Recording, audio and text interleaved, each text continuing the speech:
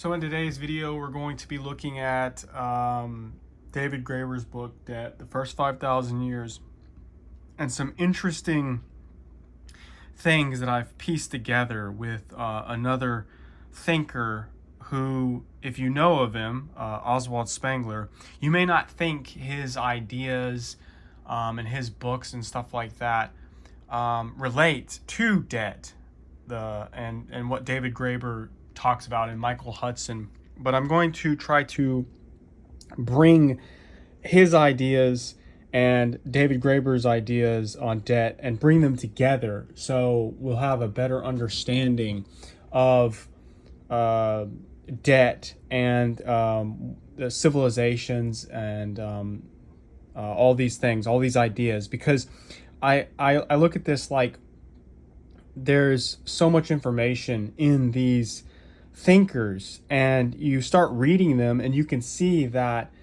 they're very well connected if you can see the patterns, right, that they're bringing forth. And I think this is going to help a lot of people once you can see this.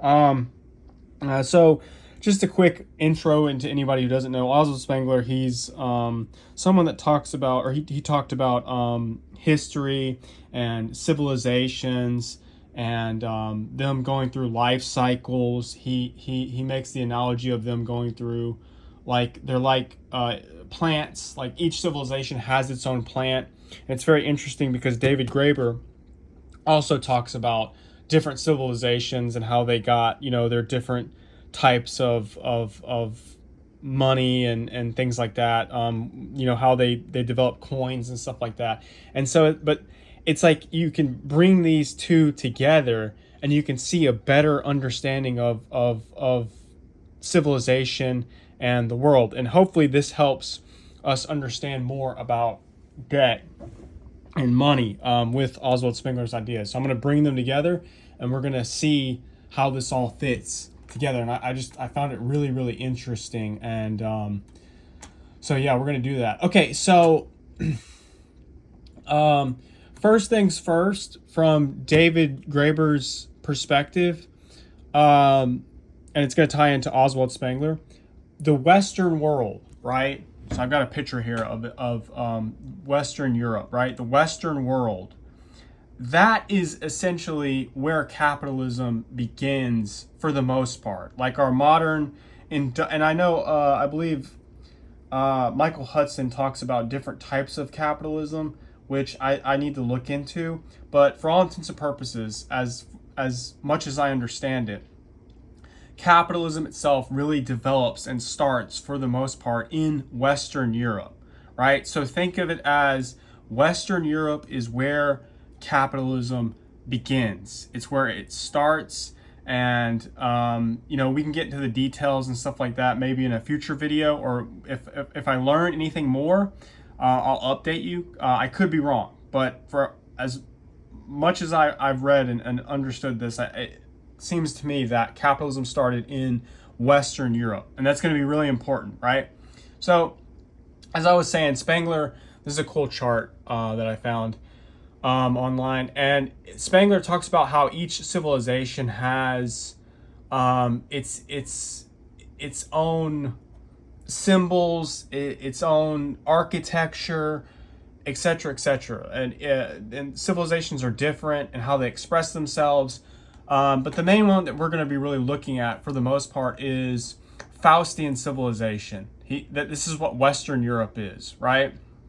And it's symbolic of infinite space, right? And this goes back into capitalism in itself, right? Because capitalism is just it's this pursuit of profit, never-ending growth. And he talks about it being, wanting infinite space.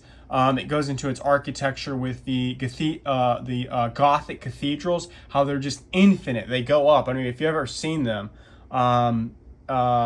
they're amazing, they're beautiful, and they just go on forever. They're huge, right? And then I believe there was another video that I saw, and it was explaining how it even ties into like Western European music, where the classical music is like that, where it permeates infinitely into space, and it's a very interesting thing, and it's unique to Western civilization, Western man. This is a unique thing for Faustian man, and he talks about in his books, right? Two things. So we'll start with the decline of the West, where he basically talks about how Western man is essentially about capitalism. It's about money interest, right? And he makes a distinction in Western man, right? These are still Western people, but he makes a distinction between two types of Western people, right? And I've made them here, right? And it comes from the Germanic, right? And this is so interesting because he differentiates Western man, Faustian man, with the classical. So the classical died with the Roman Empire, right? Greece, and he makes a distinction that Greece and the Roman Empire are classical. But they basically died when the Germanic people came into Western Europe and took it over, right? And that's the formation of a new civilization, Faustian man, when classical civilization died. And basically, Western civilization is divided into two categories, two branches, basically, from what I've understood. It's the Germanic, the Germans, right? The German branch. And then we have the Viking branch, the British branch, right? And you can see also this ties into history where the Vikings are descendants of Germanic people that came from Northern Europe, right? And they went into the British Isles. And so they have this mentality of being a Viking, being very Viking-like in a way, the raids and stuff like that, raiding, very monetary mindset, right? And the Germanic view is like the Teutonic Knights, right? They're very much into not monetary thinking in the same way. It's more about order. It's very disciplined. It's hierarchy. It's two different understandings of the world from the Faustian man, right? So they're more like Teutonic Knights, order, discipline. They're not in this monetary thinking or whatever like the Viking is. And then it's even gets more interesting because this mindset of the Viking transplants itself into America, right? So you can see here that the most Americans and the American start came from Britain, right? It was English at its core, right? The government was started from English. Most people, most original people that came over from Europe, right? Not talking about the Native Americans, but the European people. They were Germanic, German, English, from Europe, right? And so that was America at its core when it started, right? And so they brought with them this idea, this Germanic essence of the Viking with them. And it makes sense to where we're at now, right? With, the current thing of like, Western colonialism. It's all about money. It's all about banking. It's all about, making profits, and it's all about, exploiting the world for money, right? Constant, infinite growth, right? Never ending. And so the Americans, and I guess to some extent the Canadians, took on this ideal of the cowboy, right? This caricature of the cowboy. It's in living in America. The westernized, Clint Eastwood type of ideal, right? And so, but they're basically the same thing. Like the cowboy's rugged, out there on the west, the Western American plains or whatever, going west, and then the Viking is kind of the same thing, right? And I thought this was very interesting because it goes into what I was going to talk about in another video about. I made this chart detailing David Graeber's three moral principles, right? And it's very interesting because his three moral principles are about hierarchy, communism, and exchange. And it's so fascinating because in Oswald Spengler's book, that's the actual thing that he distinguishes between the Germanic side, like the Germans, right, where they're all about hierarchy, the Teutonic Knights, the land-based Germanic people right here.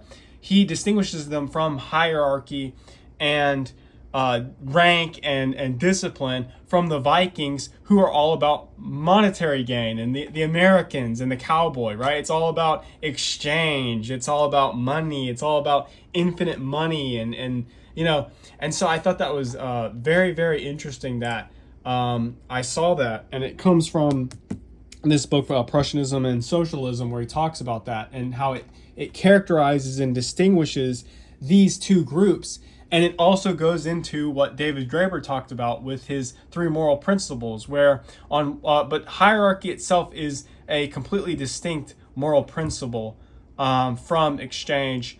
I'm going to do another video on this and probably go more into detail, but I thought that was very fascinating. And with the other things that I've read about this, where I could see it. Once David Graeber talked about how capitalism, in a sense, started from, or it comes from Western Europe, and it doesn't really begin. It's not there in Islam, where he talked about how it wasn't in Islam, and it's not a big thing in China. And then we look at what's happening today, and and throughout American history and all this stuff. It was like, wow, like you can really connect the dots from these two thinkers.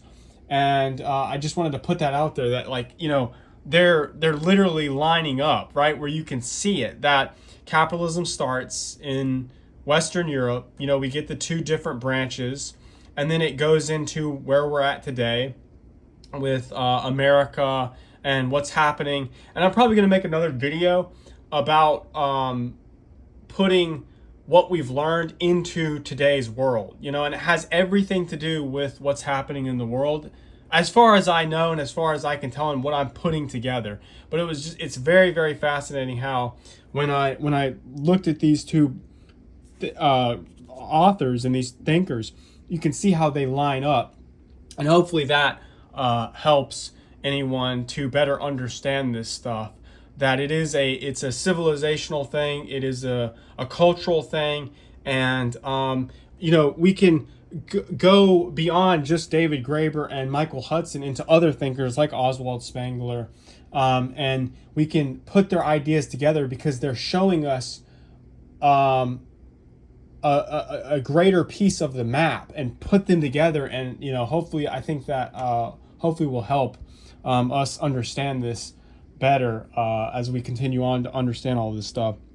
And anyway, that's all I wanted to talk about for now. I just thought that was very interesting, and I just wanted to put that out there and show you guys that there is a huge connection between even these two authors. And if you know them, you'd probably think nothing of it. But I thought it was just very, very fascinating when I saw that his stuff goes into David Graeber's stuff, and it gets into the his moral principles, and how capitalism basically started, in a sense, in Western Europe, as modern capitalism started in Western Europe, and then that gets into the Faustian soul, the